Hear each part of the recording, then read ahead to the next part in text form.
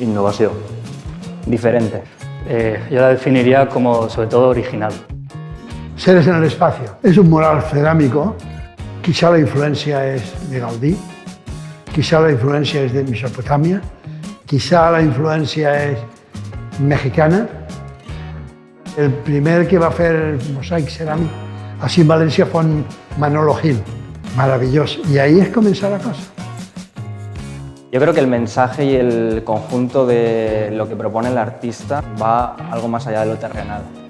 Tiene muy presente el cosmos, siempre el mundo de los extraterrestres, el más allá.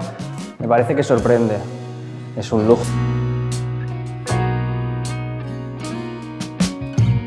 Primer tens una paret, en la paret tens que buscar una solució, tens que veure què fas en aquesta paret. Se fa un projecte xicotet per a que el projecte no siga millor que la realitat. I així es començarem. El primer que tens que fer és ficar-te un mono i uns guants de goma, perquè està ficat sobre cement. Cada pedreta la fico jo encara que m'ajuden, però la situació de col·locació té que ser meua.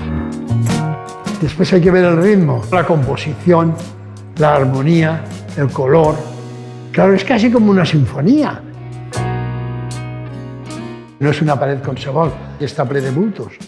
I ell va dir, bueno, pues li ficarem més bultos. Li ficarem els redolins, que són com astros iluminando el espacio. Un mundo de sensaciones. Es diferente a todo lo que ves.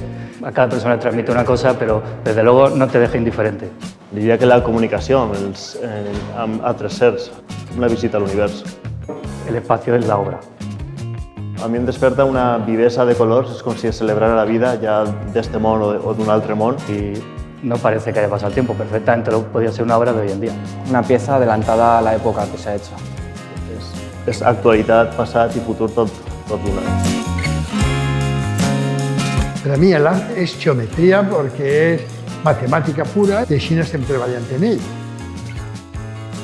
Encontrar-se una paret així a allargar és un reto que tens que luchar i que comprometer.